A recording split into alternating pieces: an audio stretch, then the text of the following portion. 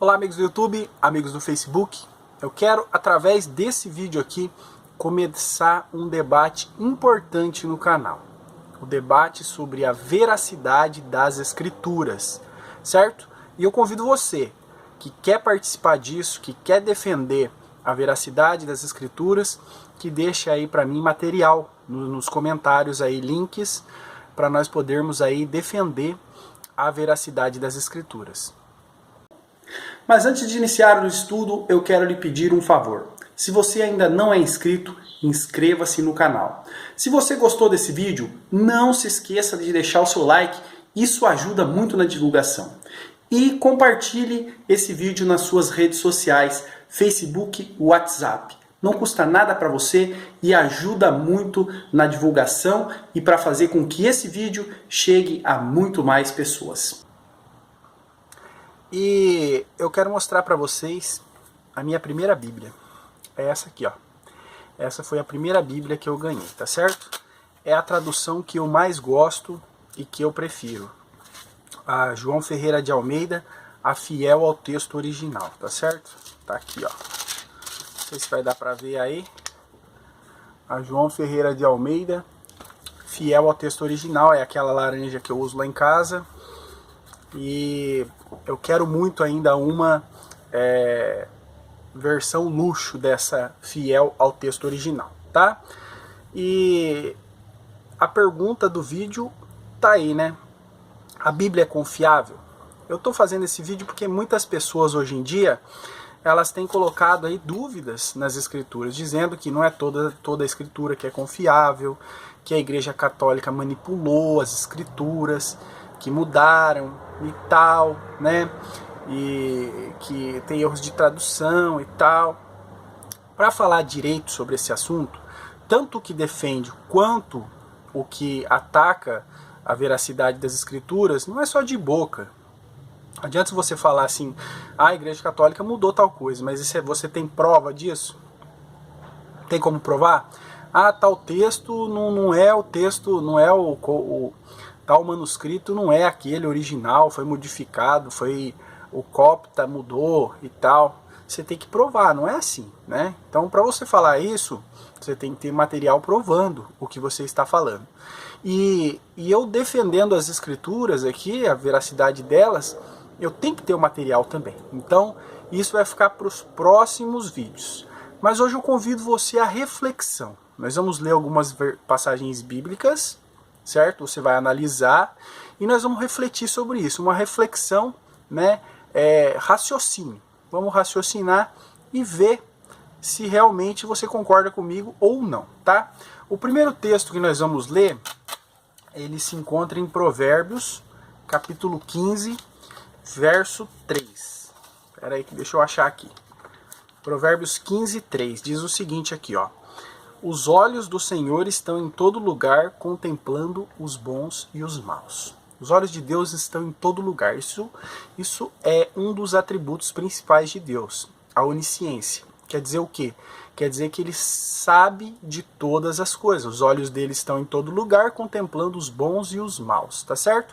Você acredita que esse texto é verdadeiro?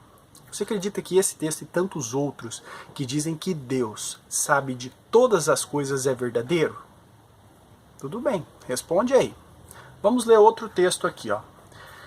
Jeremias, capítulo 23, versículos 23 e 24. Olha aqui, ó. Porventura sou eu Deus de perto, diz o Senhor, e não também Deus de longe?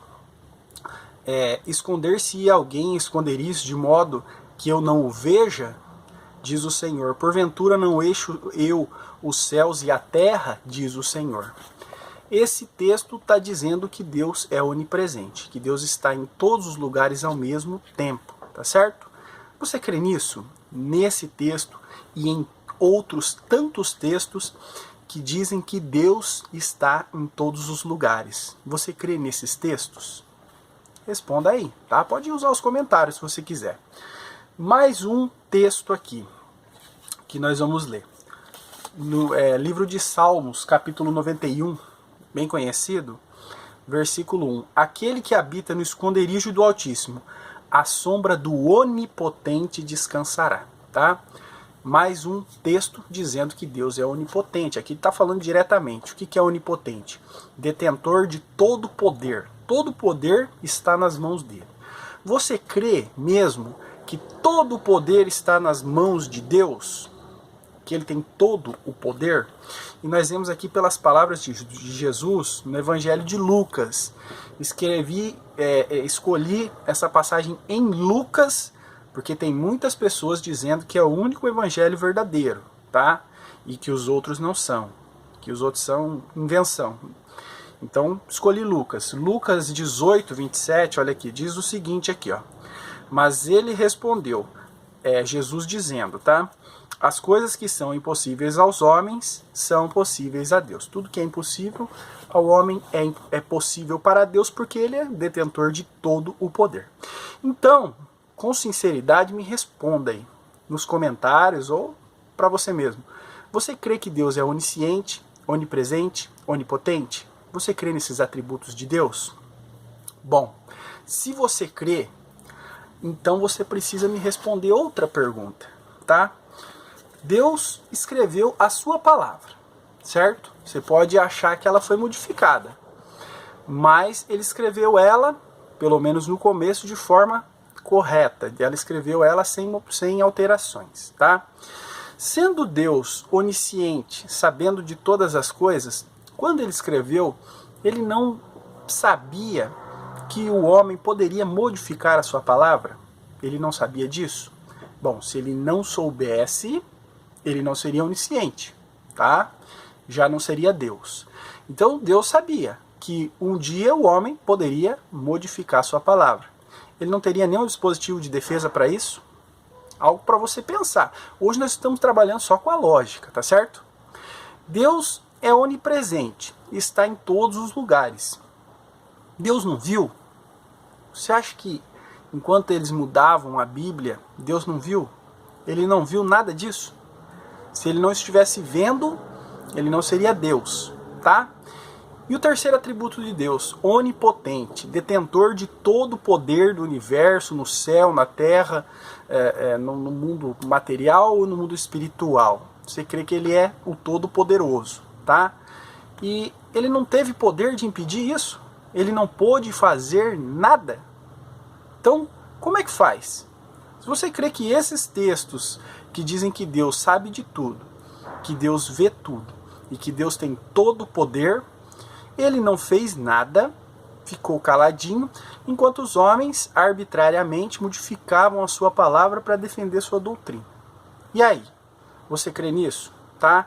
Então isso, eu quero te plantar isso no seu coração para que você pense, antes de sair aí defendendo essas pessoas que dizem que a Bíblia é modificada, que a Bíblia é falsa, que não sei o que, tem texto que você pode confiar, tem texto que não. Entende? Agora, uma coisa é certa, na hora de traduzir as Bíblias, é claro que alguns erros de tradução, isso acontece mesmo, né? Apocalipse capítulo 6, no quarto cavalo, quando fala que o cavalo é amarelo, tá certo? Está errado. O cavalo, na verdade, é verde ou esverdeado. Somente a Bíblia de Jerusalém é que traduziu esverdeado, mas está errado também, que é verde. Ali fala cloros.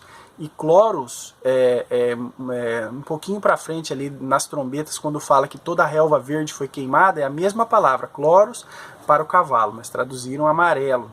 Vocês vão saber por quê, eu vou fazer vídeos depois falando sobre isso. Então, se Deus é onisciente, onipresente, onipotente, por que ele não fez nada enquanto modificavam a sua palavra? Porque ele deixou, tá? Porque no dia do juízo, né, as pessoas poderão cobrar de Deus. Falar, olha, estava escrito na Bíblia. Ah, mas o homem modificou. Mas e o Senhor não fez nada para impedir isso? Como é que o Senhor deixou que modificassem o único instrumento de transmissão da tua palavra? É algo para se pensar. Um exemplo. Vamos dar um exemplo bem grosseiro aqui. Você vai fazer uma reforma na sua casa, tá certo? Você vai colocar piso no seu quintal. Aí você vai lá e contrata um pedreiro. Aí você chega no pedreiro e vocês vão fazer um contrato. Olha, você vai assentar 100 metros de piso no meu quintal eu vou te pagar R$1.000 de mão de obra e você vai trabalhar de segunda a sexta, das 8 da manhã às 5 da tarde. Você faz esse contrato, registra em cartório, os dois assinam, um fica com uma cópia e outro com outra, tá certo? Beleza. Chega na segunda-feira, o pedreiro não aparece. Aí terça também não. Aí você vai atrás dele e ele fala assim, bom, é o seguinte, no contrato eu só vou trabalhar quinta e sexta, tá? E também não vai ser R$1.000 não, vai ser R$10.000 o valor que eu vou cobrar, tá certo? E também eu quero que você pague por fora ainda do seu bolso os ajudantes para me ajudar. E aí, como é que faz? Você não vai reclamar? Você vai falar assim, pô, mas espera aí, esse não é o nosso contrato. Ele vai estar aqui, ó, o meu contrato está aqui. Mas ele foi modificado. Você vai deixar isso numa boa? Então é o mesmo que acontece com a Bíblia. A Bíblia é um contrato de Deus para com os homens. As promessas de Deus estão contidas nela. De salvação, as profecias dos últimos tempos, a condenação, né? Então Deus ele julgará o homem através da Bíblia. Ele vai falar, olha, estava escrito isso, estava escrito aquilo, né? No grande trono branco, abriram-se os livros, os livros, entre todos que abrirão, a Bíblia, olha, estava escrito isso, estava escrito aquilo, você vai ser cobrado por isso, tá? Então como é que Deus, ele deixa que modifiquem o contrato dele? Como é que ele deixa que mudem a palavra dele? E ele fica quietinho sem fazer nada, sendo onisciente, onipresente e onipotente, tá certo? Isso é algo para você pensar, para você refletir, antes de sair caindo nessas ciladas de pessoas, tá? Se eu posso arbitrariamente escolher qual passagem da Bíblia eu quero mudar, beleza, eu posso pregar o que eu quiser daí. Na hora que uma doutrina não combinar com aquilo que eu estou falando, eu falo, não, essa parte está errada. Mas aí fica fácil. Aí fica fácil de você pregar para qualquer um. Agora, o verdadeiro pregador do Evangelho, o pregador de Deus, ele crê na excelência aqui, na verdade, veracidade da Bíblia 100%. Então, se eu estiver mentindo para você, e você me mostrar uma passagem bíblica que desmente aquilo que eu falo, então eu vou ficar sem saída. Porque se eu confio na Bíblia plenamente, então eu não posso, quando ela vier contra a minha pessoa, eu não tenho o que fazer. Aí eu vou ter que mudar.